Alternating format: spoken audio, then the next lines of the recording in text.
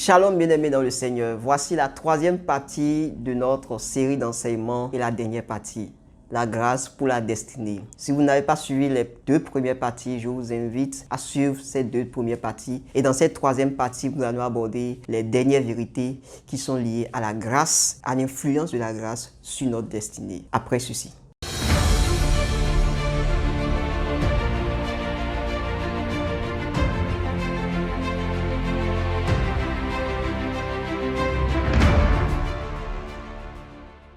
Bienvenue dans cette dernière partie, troisième et dernière partie de notre série d'enseignements sur la grâce pour la destinée.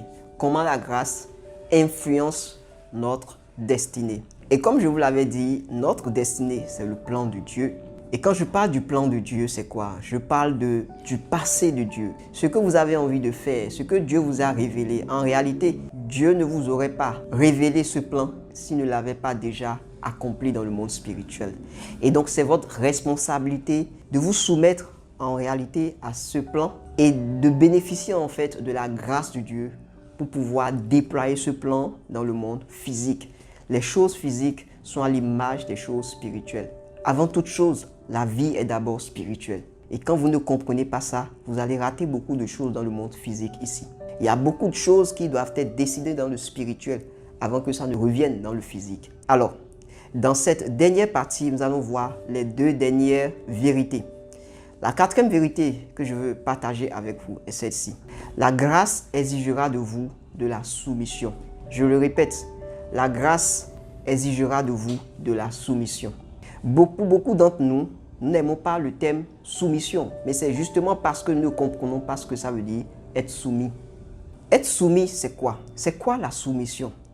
Vous voyez, quand vous regardez un peu le mot soumission, vous allez voir que c'est deux mots qui ont été assemblés pour former un seul mot. Il y a le mot sous et il y a le mot mission.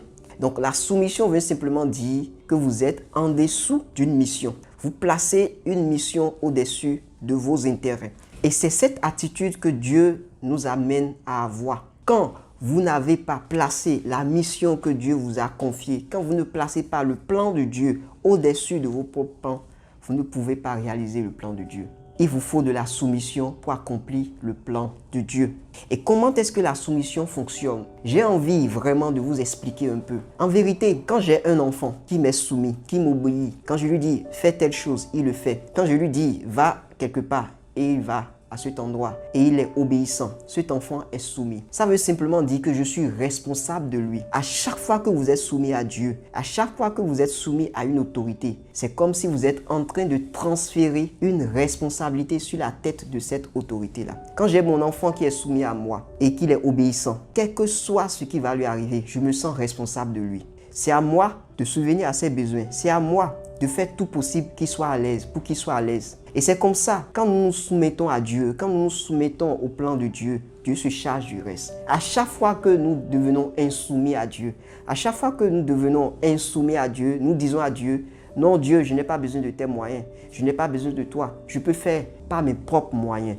Mais c'est impossible, vous ne pouvez pas le faire. Impossible, parce que Dieu a les moyens, Dieu a la provision. Et donc quand vous vous soumettez vraiment à sa mission, il envoie la provision. Faites attention. Pour beaucoup d'entre nous, nous croyons que la grâce nous permet de faire tout ce que nous voulons. Non, la grâce, ce n'est pas de faire du désordre. En réalité même, il y a plus de liberté dans la soumission que dans la rébellion. Faites attention. Parce que quand vous restez dans la soumission, vous transférez la responsabilité de tout ce qui peut vous arriver sur la tête de celui-là à qui vous vous soumettez. C'est pour ça que quand quelqu'un se soumet, il est tranquille. Quand quelqu'un se soumet à Dieu, il est tranquille. Aucun démon ne peut rien contre lui. Aucun démon ne peut venir pour pouvoir l'empêcher de faire le plan de Dieu, d'accomplir le plan de Dieu, parce qu'il reste soumis à Dieu. Et Dieu se sent responsable de lui. Quand vous vous soumettez au plan de Dieu, Dieu se sent responsable de vous.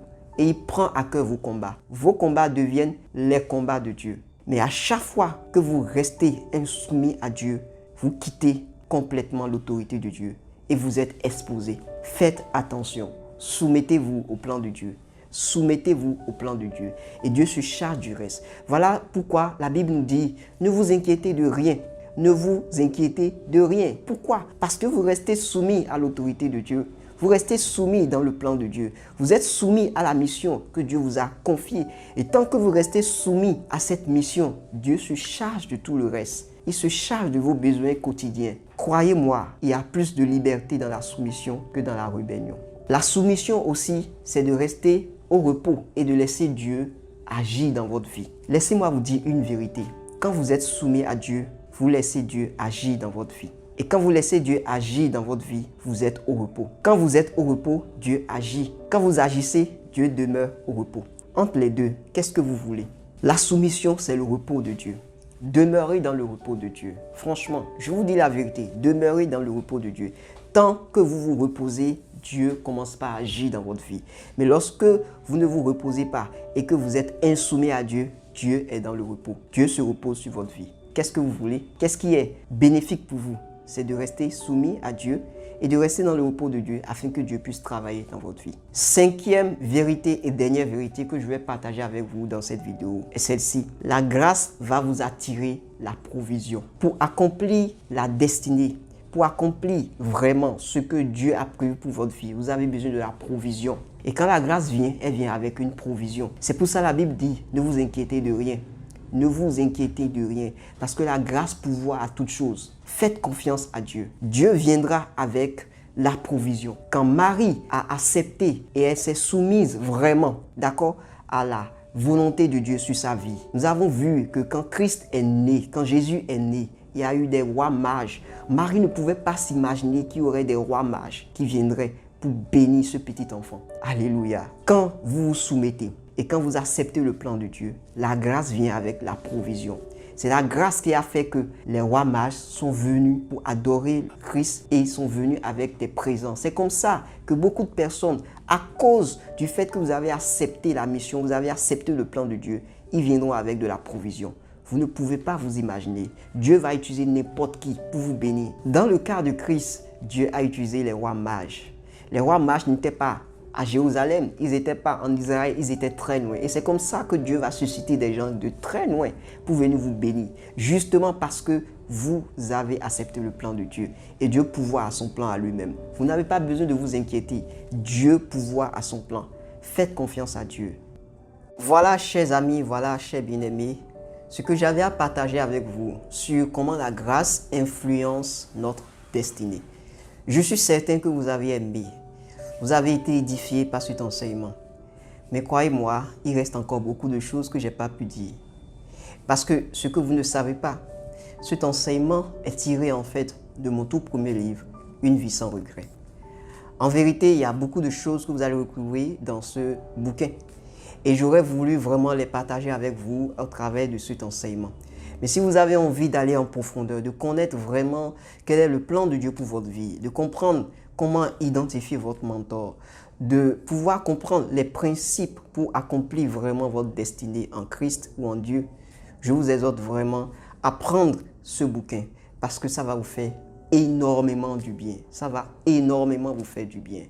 Alors, une vie sans regret, c'est vraiment un message que Dieu a mis dans mon cœur pour que je le partage avec beaucoup de ceux-là qui recherchent vraiment un sens à leur vie. Parce qu'en réalité, il n'y a de sens pour la vie qu'en Christ. Si vous êtes en Christ, vous aurez le sens à votre vie. Mais si vous n'êtes pas en Christ, il vous sera difficile de trouver le pourquoi, le sens à votre vie. Et c'est pour ça que cet enseignement, je l'ai fait. Et c'est pour ça que j'ai écrit ce bouquin, Une vie sans regret.